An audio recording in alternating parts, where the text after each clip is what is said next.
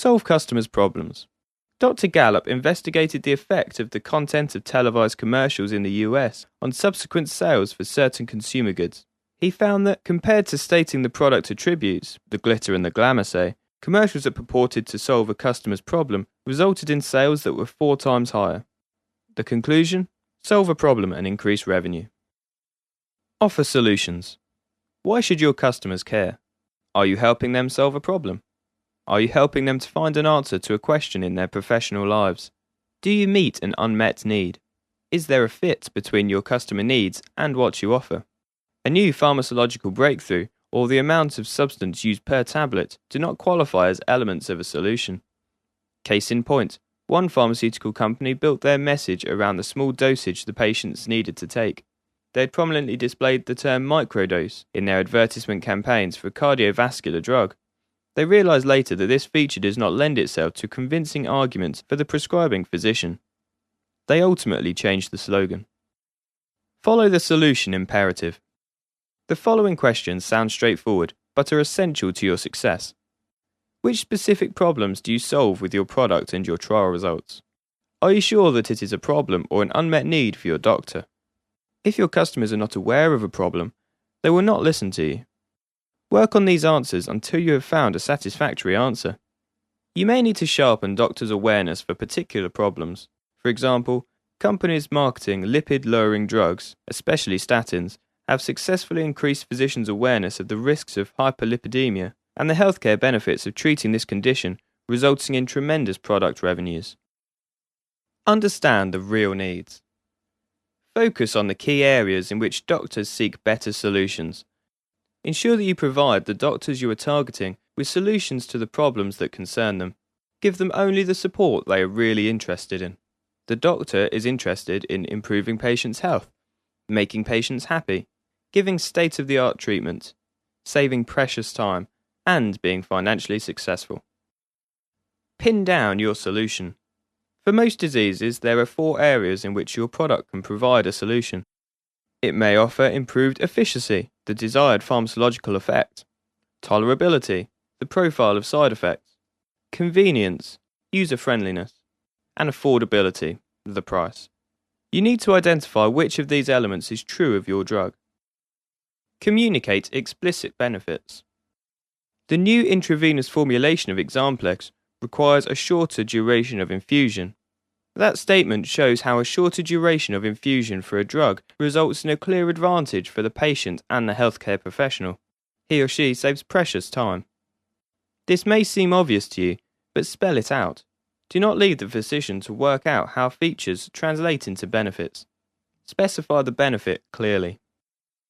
Examplex has a longer duration of action for treating this dysfunction. This example shows how the pharmacokinetic feature of a longer duration of action and a longer half-life translates into a clear benefit. The concept, more time for the right moment, is successfully used by the company Lilly for their product Cialis in the treatment of erectile dysfunction. The once-daily administration of a medication results in better convenience and adherence to treatment compared to a twice-daily medication. Practical examples. The COMET case study. The carvedilol or metoprolol European trial included around 3,000 people with chronic heart failure. The scientific data was presented like this. In the carvedilol or metoprolol European trial, around 3,000 people with chronic heart failure were assigned to receive twice-daily doses of carvedilol or metoprolol for around 5 years. Yearly mortality rates were 8.3% with carvedilol and 10.0% with metoprolol. Average life expectancy was 8 years for patients given carvedilol, compared with 6.6 years for patients given metoprolol. 34% of patients assigned carvedilol died during the 5-year study, compared with 40% of patients assigned metoprolol. Targeted at experts and opinion leaders. Based on these results, the company conveys a clear message targeted at experts and opinion leaders, using the following statement. Results of a European study in this week's issue of The Lancet suggest that the beta-blocker carvedilol offers substantial survival benefits compared with another widely used beta-blocker for the treatment of chronic heart failure.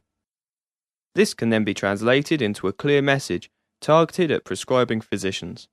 Dilatrend patients live longer, on average 1.4 years. The ACTION case study.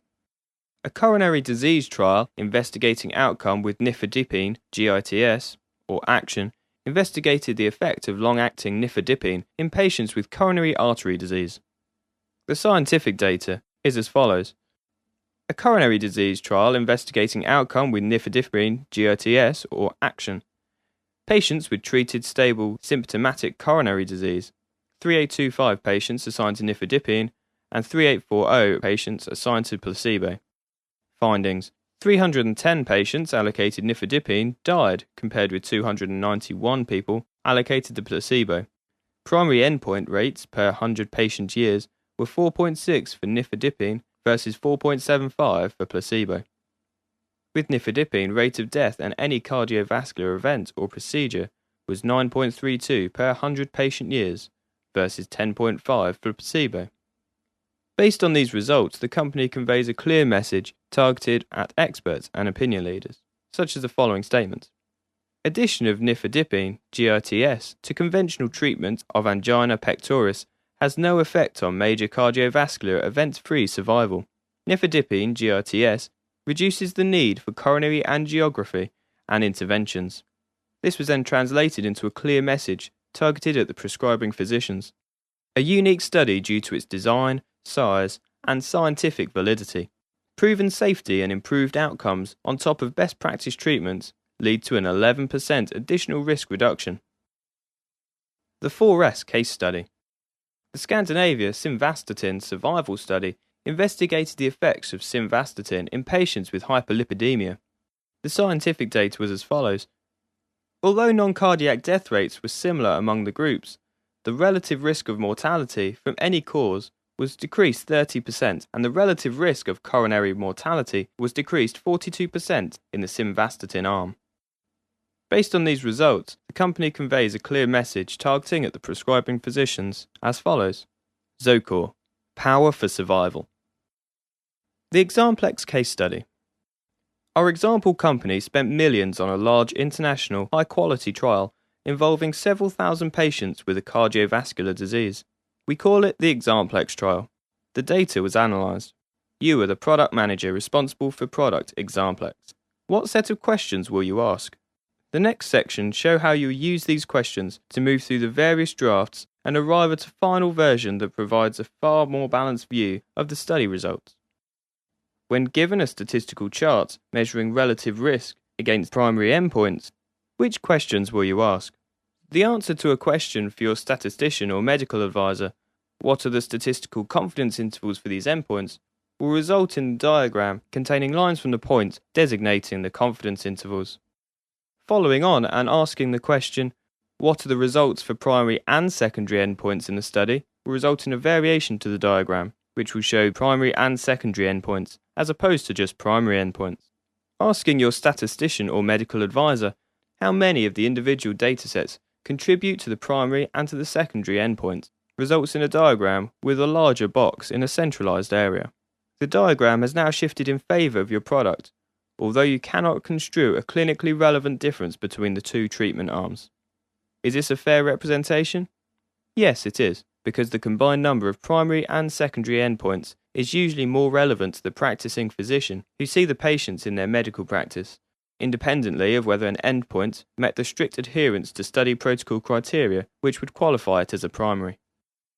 The substance used as an active control in this trial was standard treatment in the disease investigated. Prior clinical studies had clearly demonstrated it prevented cardiovascular complications. Since this trial found no relevant difference in efficacy between the active control and the substance Examplex, Examplex can be considered as having similar beneficial effects to the active control. This leads to the following message. Examplex is effective in preventing cardiovascular complications, an appropriate and safe initial treatment. Be sure to discuss this with your medical department and check regulatory requirements in your country before promoting any message. If the efficiencies of your product and the active control are similar in your trial, check the profile of side effects. Examplex has a better tolerability profile than the competitor. In some charts, the increases or decreases of sonographic, radiological, and laboratory parameters are not immediately apparent to the reader as a benefit or a disadvantage. You need to indicate clearly what is beneficial. Place the word improvement on the appropriate side of a horizontal axis so the reader instantly recognizes a change as a favorable result. Sell the product, not the study. Is your product mentioned in the name of your trial? What do you do if your brand name is not part of the study name? You could rename the study internally so that it reflects your brand name. In most cases, it is simply enough to use the product name before the study name, usually an acronym. When you refer to it, for example, the name of your product is Examplex, and the acronym of your study is ABC. Your clinical trial name becomes the Examplex ABC study. Make sure your team agrees to use the new term consistently in all your internal and external material to ensure the biggest impact on prescribing behaviour. A trial where the impact on sales of the substance investigated was very limited was the HOT, or Hypertension Optimal Treatment trial, well known in the cardiovascular sector. However, only few prescribing physicians knew which was the main drug used in the trial. It was the calcium antagonist, felodipine. Know and respect statutory limits. You should ensure compliance with all relevant standards. See the chapter entitled Codes of Practice. Your reputation and your credibility are your most valuable assets among your direct customers, the public, and government agencies. Various incidents in late 2004 and early 2005 prompted government agencies to enact regulations that will require pharmaceutical companies to publish trial results of all completed clinical trials that they have initiated. Companies that concede trial results, for example because they do not favour their product, are providing a disservice to their customers and their product. Handle negative data appropriately. One example for handling data from clinical trials is illustrated on the website www.lillytrials.com, where the company Eli Lilly will publish all of its clinical trial results. Visit this website to see how they do it. Choose your words with care. The article published in the Wall Street Journal commented on the use of the word dodge in a company's training document that instructed sales representatives on how to deal with the potential questions about the safety of their product. The training document could be interpreted as implying that sales representatives were being taught to evade doctors' questions. The importance of responsible behaviour is obvious. In addition, be careful in your choice of words when writing your training manuals. Therefore, watch what you write. Beware of careless emails. The Washington Post carried an article on the 26th of August 2004 describing how the New York Attorney General Elliot L. Spitzer filed civil fraud charges against a big pharmaceutical company while citing an email in which company officials discussed certain studies and the need to manage effectively the dissemination of data in order to minimize any potential negative commercial impact. This incident shows how careless behavior and careless emails can be loose cannonballs which can lead to legal proceedings against you and your company.